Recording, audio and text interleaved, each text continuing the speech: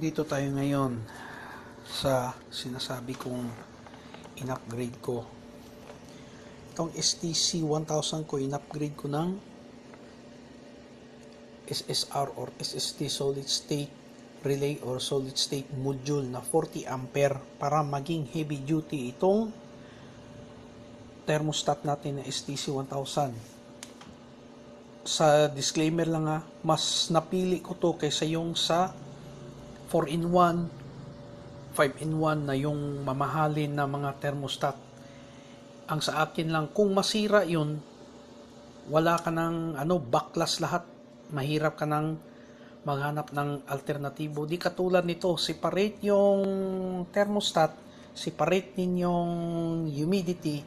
Kung saan man masisira dyan, meron kang alternative, madali mong masolusyonan. Samantalang yun, isang electronic lang yun. Tsaka, ang amperahe nun, hindi mo din nakapix na eh. Di katulad nito. Meron siyang cooling system at tsaka heating system. Kaya in-applyan ko ng SSR dahil ito ang magbibigay ng mas malaking watts. Katulad nito, 40 ampere. Sa safety measurement niya, hanggang 60 lang, pero hindi ko inabot ng 60, ginawa kong 50. Ginawa ko siyang 20 ampere ang magagamit ko lang. Ang 20 ampere na yan, i-times mo sa 220 watts at 200 volts na voltahe ng ating kuryente, equivalent nun yung 4,400 watts ang kaya niya. Ito, heavy duty na ito, na upgrade ko. Kahit na anong heavy na heating element ilagay mo sa incubator mo, hindi masisira dahil sa nilagay ko na to. At saka ito pa, nilagyan ko pa ng relay. Ang purpose ng relay, para protection sa ating mga itlog or mga manok kung maghihiting ka, at saka dito rin magiging heavy duty siya. Katulad ngayon, kahit na sinong magmamanok dyan o matagal na nag-incubator, alam ko, at kahit tanungin mo pa na nakaranas na sila na magloko yung thermostat nila na hindi na mag-normally open yung heating element nila. Nagkukontinue ang heating hanggang 40 or above pa dahil yan, mechanical yan. Kaya ito ang mas magandang safe. Katulad nito, example ko, nag 37.5, normal siya. Nag-release yung heating element niya, yung mechanism. Ngayon, ibabypass ko. Yan. Ayan nag-iilaw. Ibig sabihin, yung heating element na yan, patay, sindi, patay, sindi. Yan. Nakaset ito sa 37.9. Mamamatay yan. Tsaka iilaw ito. Papatay na yung supply ng heating. Marirelax itong STC 1000 natin. Ito ang kagandahan ng feature nito. Pinagsabay ko yung dalawang relay na kanya-kanya sila ng trabaho. Yan. Pag 37.9 yan, iilaw to, wala ng supply. Yan. Nag-iilaw na. Kahit na anong lagay ko dyan ng bypass ko, nag-simulator ako. Yan. Wala na. Hanggang 38 lang yan. Hindi masisira yung itlog nyo, hindi mamatayin kayo ng manok sa overheat sa loob ng inyong incubator. Lalo na pagsisiw. Hindi maiwasan yan. 21 days continuous operating yung STC or yung thermostat nyo. Yung mechanical doon nga normally closed, normally open, magluloko at magluloko yan. Kahit na sino pa dyang matagal na nag-incubate, nakakaranas ng ganyan. Yan. Pagdating ng 37.5, mamamatay na to, back to normal na siya. Nirelax niya yung STC 1000 natin. Kaya nagiging heavy duty na siya. 10 ampere lang ang kaya nito. Kung maglagyan mo siya ng mga heavy heater na umaabot ng, kahit sabihin natin 1,500, merong mga heater na ganyan na 1,500, 1,000. Ito 1,100, wala na. Yan, nagrelax siya, patay na.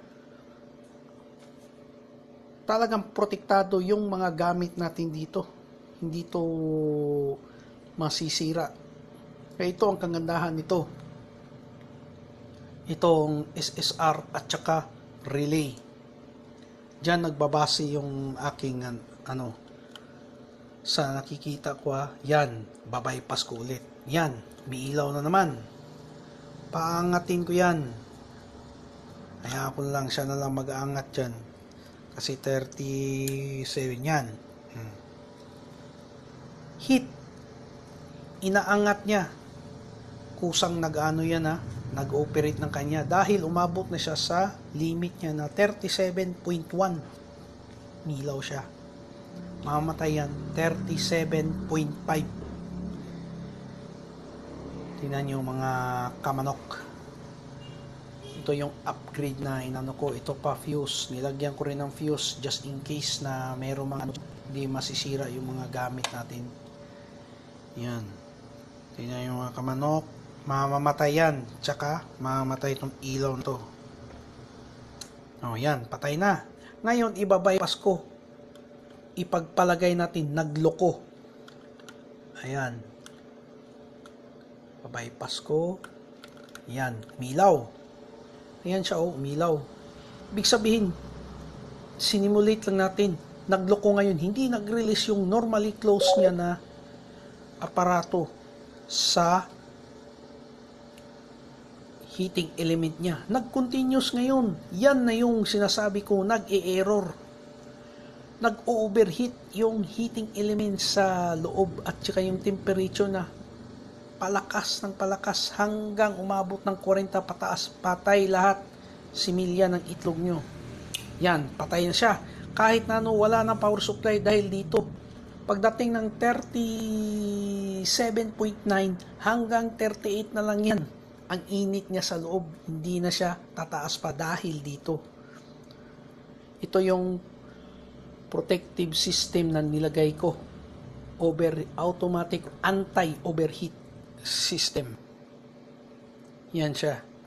Kaya dito lang tayo mga kamanok. Kaya ito. Maraming salamat. Tsaka ito pala. Ito yung sinasabi ko sa inyo. SSR at tsaka relay. Itong dalawa na to. Maganda to. Nagdatingan na yung mga in-order ko. Kaya na-upgrade ko na ng gusto. Wala na akong hanapin. Ito, power supply. Ito yung ginagamit ko. Ito, water mist. Ayan, kompleto na to lahat. Kaya, dito na lang tayo mga kamanok. Thank you. So, sunod natin ulit na update.